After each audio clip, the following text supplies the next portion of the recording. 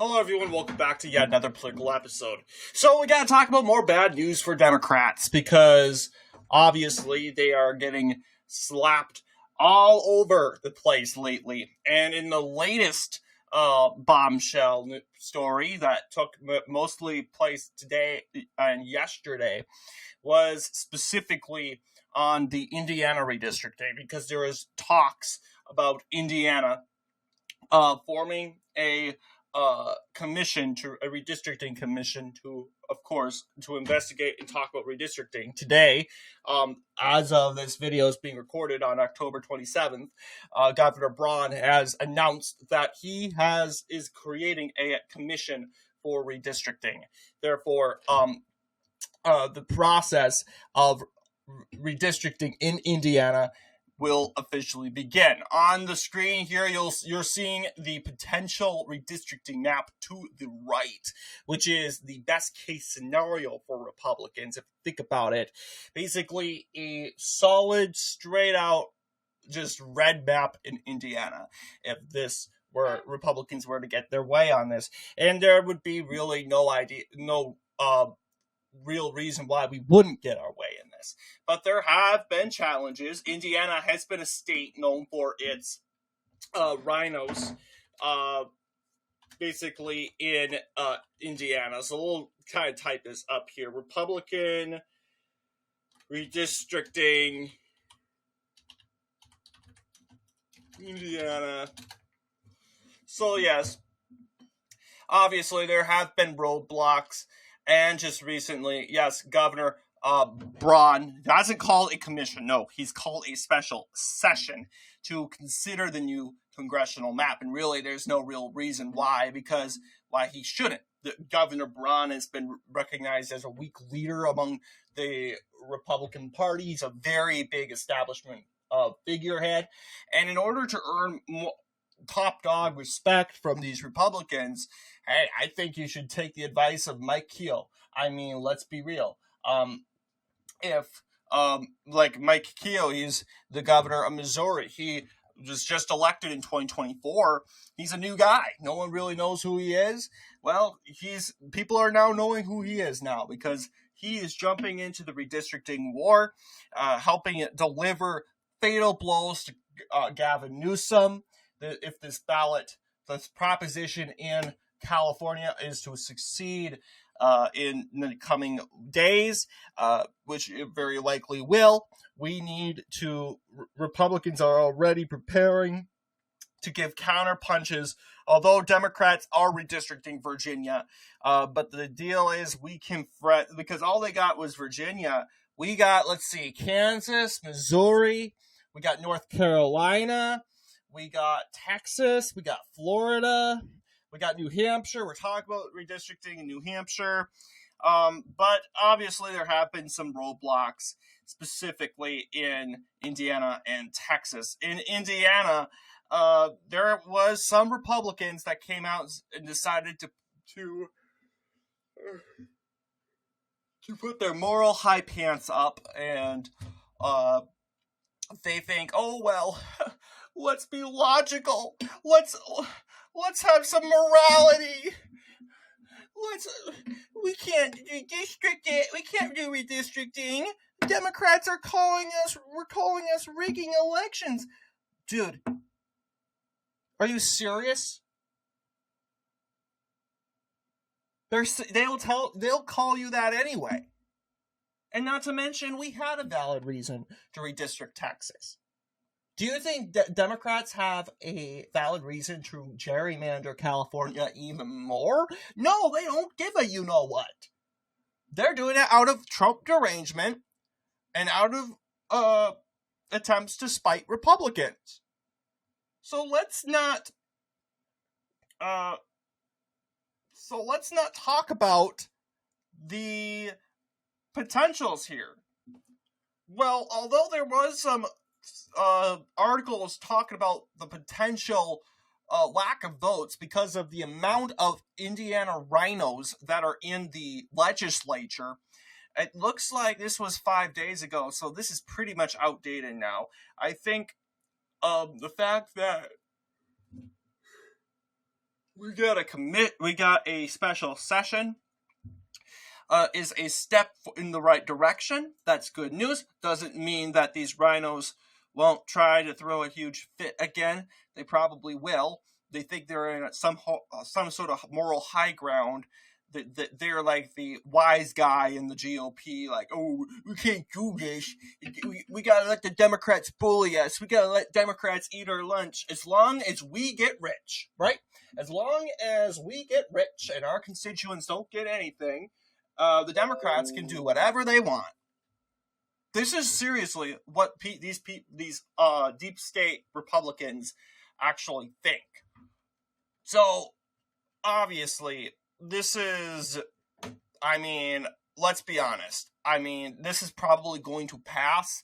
They're saying Indiana Republicans don't have the votes. Well, you can't really take whatever political says for granted and run with it. The fact that we got a special session going is a very good sign.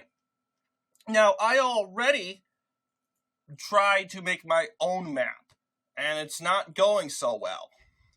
Now, you will notice in the recent, for instance, this map, the new proposed redistricting map, you're seeing specifically by county. Look at Marion County. The 3 districts are in Marion County. Okay? 3 districts. This is what I like to call, we're Utahing up this state. Because this is what Republicans did with Utah, specifically in Salt Lake. They took 4 districts, really, and they divided the city up into 4, making sure parts of the city got at least a quarter of the city went to each of the 4 districts. This, obviously, Salt Lake City being a liberal city, subtracted the amount of Democrat energy that would be in each district. So this is obviously what's going on here in Indiana. Republicans are doing math, they're doing fractions, and they're splitting Marion County, which has Indianapolis, by the way. And that's that big district right here. Right here. Big, solid Democrat district. We're splitting it up into really between 3 districts. District 7, District 8, and District 6. This is the proposed map. And really, this would be a best case scenario map. Republicans really, they're a smart, competent party. They need to get on board with this. This is the right map to go. So, obviously, and then if you even have Utah even, they have an independent commission. They're not doing it because Mike Cox or Dan Cox, whatever is Dan Cox is just a bad governor. They're not doing that just because of that.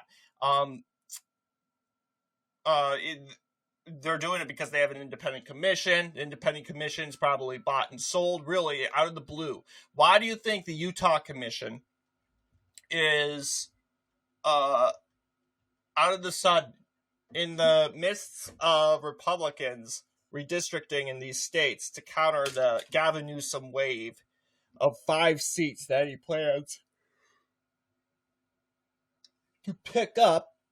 All of a sudden, Utah joins the game to an effort to give 1 seat, an extra seat, Salt Lake City, to Democrats.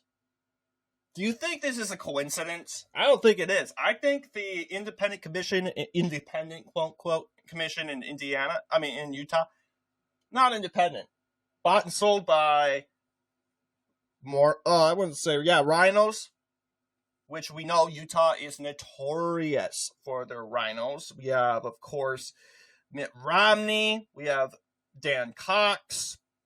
We have, of course, John Curtis. We have all the big elitists. So I would imagine that commission is divided between far left Democrats that are basically irreligious. And then you have the other half of the commission divided between them and just Rhino Mitt Romney loving John Curtis Republicans. That really, hey, look, they're rhinos, and they just let the Democrats bully them into submission. And I mean, because really, as long as they get paid, we can care less. So Utah, believe it or not, is politically being used for Democrats. Utah is involved in this redistricting war, not as an independent entity that is allegedly or accidentally, no, they're actually giving seats to Democrats. No. They're on the Democrat side. Dan Cox, if he's really a strong governor, it's time to stand up. It's time to say, hey, independent redistricting commission, back off. This is obviously a attempt made by Democrats, okay? And they have taken control of the redistricting commission. They obviously have done this because if they hadn't had control, they wouldn't be jumping into this game in the midst of all the dominoes falling over. Have you ever thought about that? So, you of course have Indiana joining in at the right time. Republicans are picking up 2 seats. It's good that we're not missing Indianapolis. The rhinos will say, oh, well, Democrats have to have Indianapolis. What do you mean they have to have Indianapolis? What do you mean? Because last time I checked, the map, the permanent map, not the temporary map, the permanent map that Gavin Newsom wants to pass, gives Republicans not 8, not 4, but 3 seats in the House of Representatives.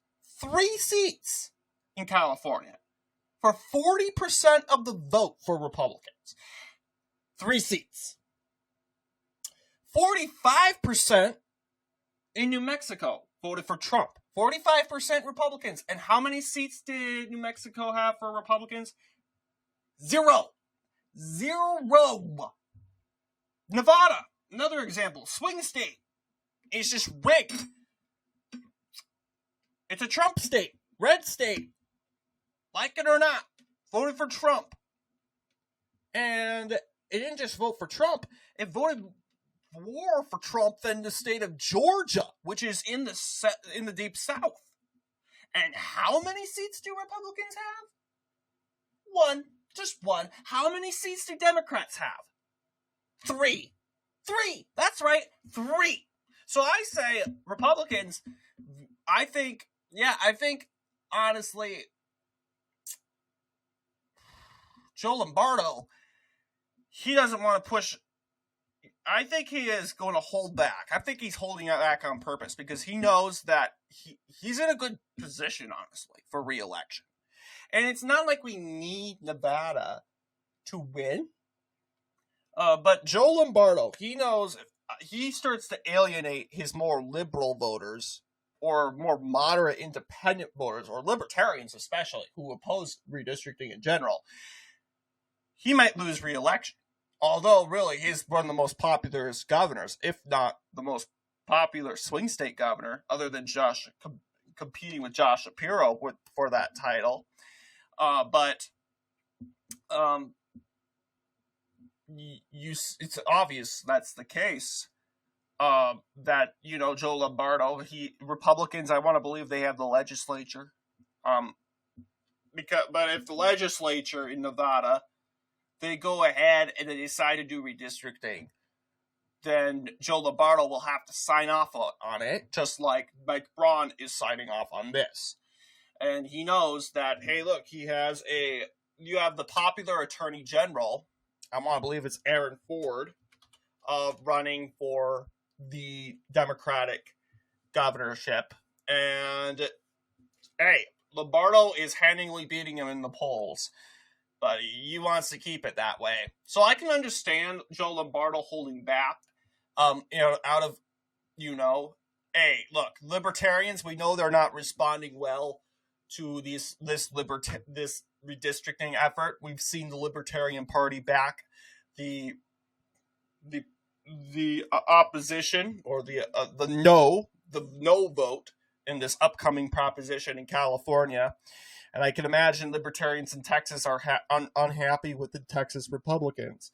This is just libertarian playbook, okay? They're just going to be against redistricting in general, especially if it's off year redistricting.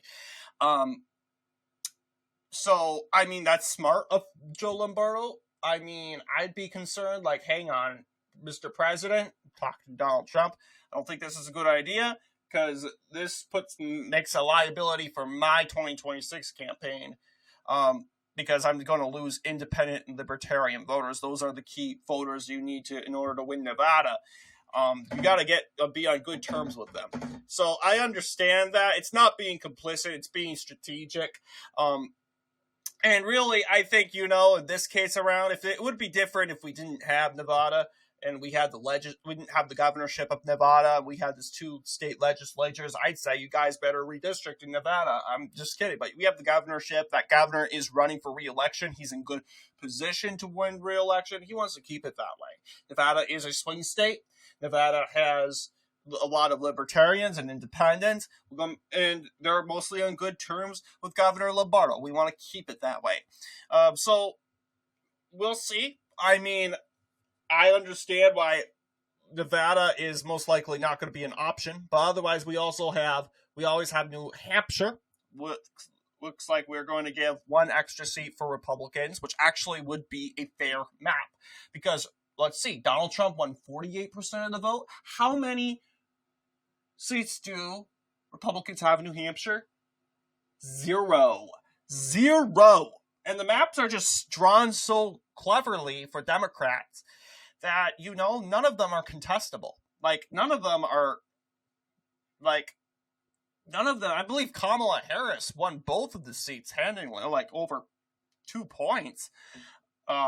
Even though New Hampshire was very close, she still ended up carrying the 2 districts handily. So, I mean, we need better maps.